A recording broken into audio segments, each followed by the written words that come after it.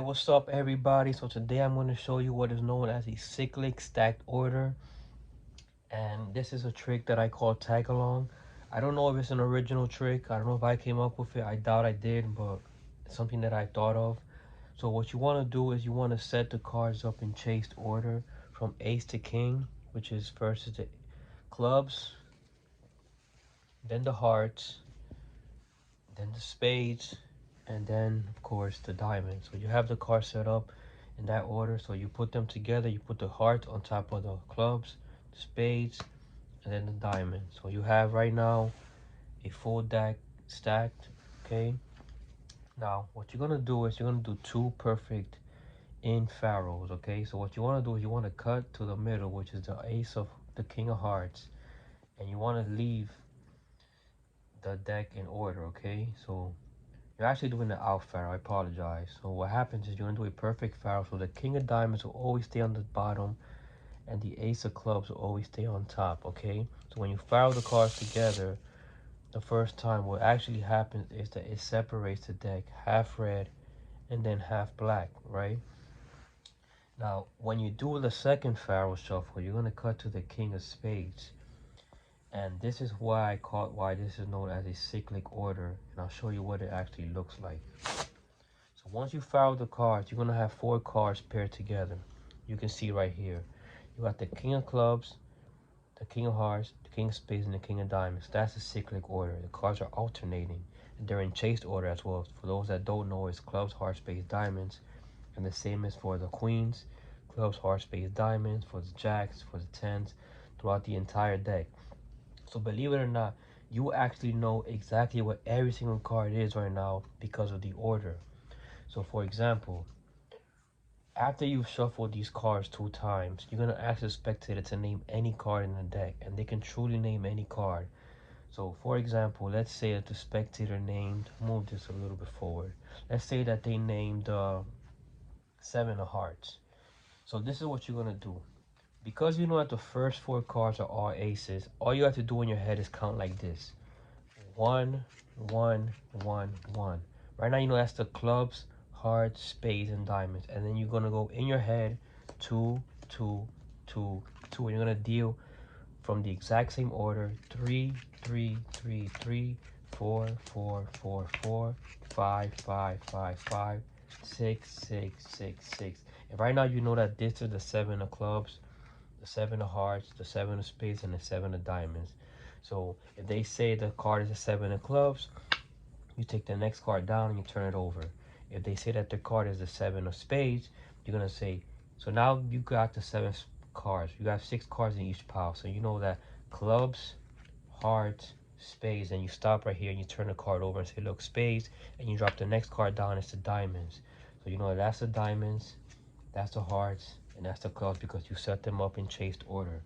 So, for example, let's say that the spectator said the seven of hearts was their card. So you know that you already dealt six piles to these cards. So you know that all of these cards are all the clubs, all of these are all the hearts, all of these are the spades, and all of these are all the diamonds. So all you do is say clubs, hearts, and you leave this card sticking on. You say, what was the card you selected? Seven of hearts, and you turn it over, seven of hearts.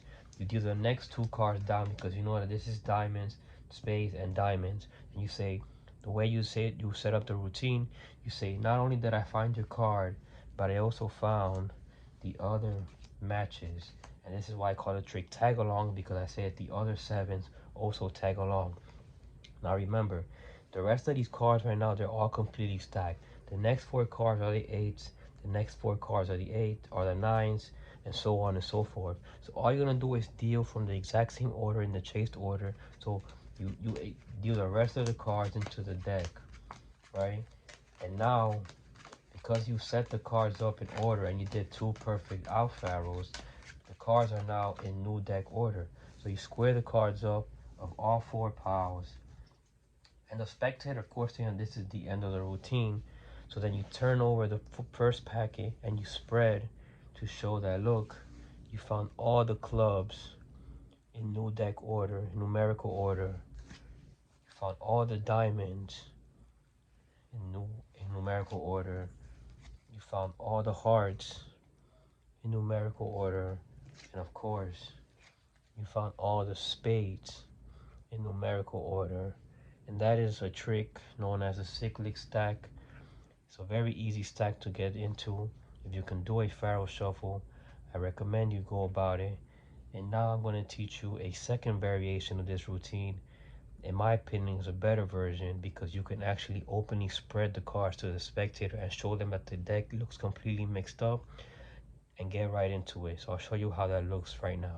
Where the deck was set up in the order that we had it previously in clubs, heart, spades, diamonds, clubs, heart, spades, diamonds, okay? So now the variation that I'm going to show you that you do, that you can actually show the deck to the spectator, because you can't show this deck to a spectator. They're going to obviously tell that the deck is stacked.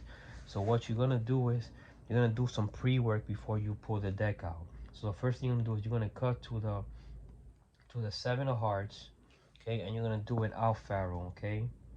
Perfect out pharaoh. And you're going to keep doing this, okay? So that's the first cut. That's the first pharaoh you're going to do.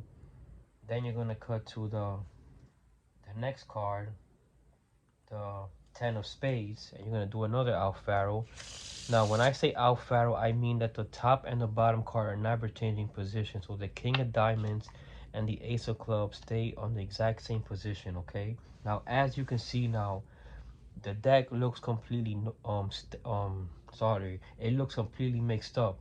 But this, once again, this is pre-work. You're not showing the deck to the spectator just yet. You're going to cut the card to now the five of diamonds. And then after you've cut to the five of diamonds, then is when you pull the deck out the case. And now you say, look, I'm going to show you all the cards in this deck, okay? And I want you to really see that they're all just a normal deck of cards. And believe it or not, this entire deck is stacked right now. So you show the cards to the spectator and they can see that it's a normal deck of cards. You're going to tell them, I want you to think of any number, any card in the deck. Just don't think about the jokers or any ad cards because I removed them from the deck. As you're getting the spectator to think of the cards, now is when you start to do more pharaoh shuffles, but you do this in front of the spectator. So the first card you're going to cut to is the nine of diamonds, and you're going to do an out pharaoh. So the king of diamonds is going to stay in the exact same position, and the ace of clubs as well, okay? So as you can see, once you start to do these out pharaohs, the cards start to formulate and start to take shape. You can see that the red cards are staying together, the blacks are now matched together. Then you're going to cut to the jack of diamonds, okay? I'm gonna keep going doing this.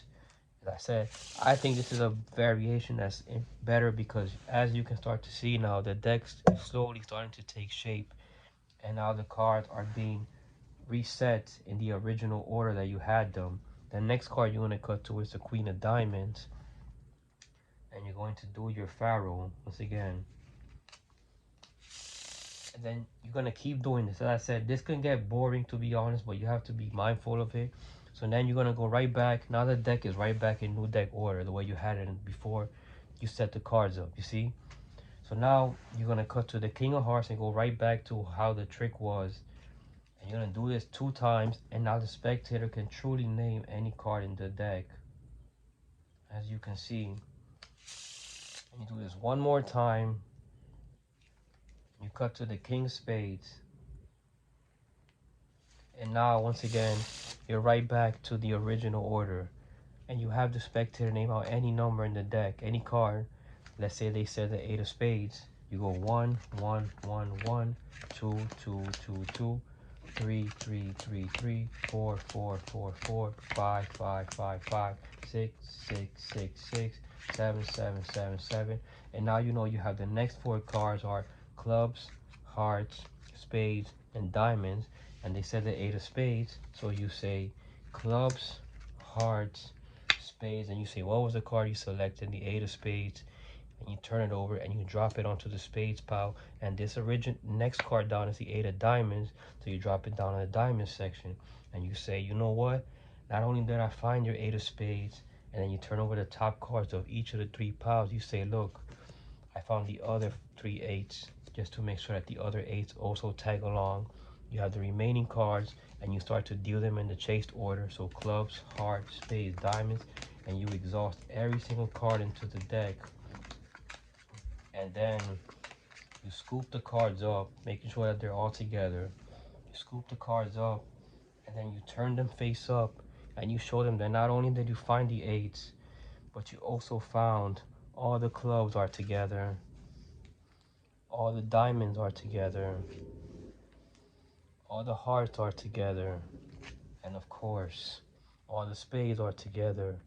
And that is, in my opinion, a great any number, any card that the spectator can name, and they can freely name any card. Give it a try. Try both versions if you want. I know this version is harder, but I think it's a better version in my opinion, because you can freely show the cards. Let me know what you think, and I hope you like it and give it a try.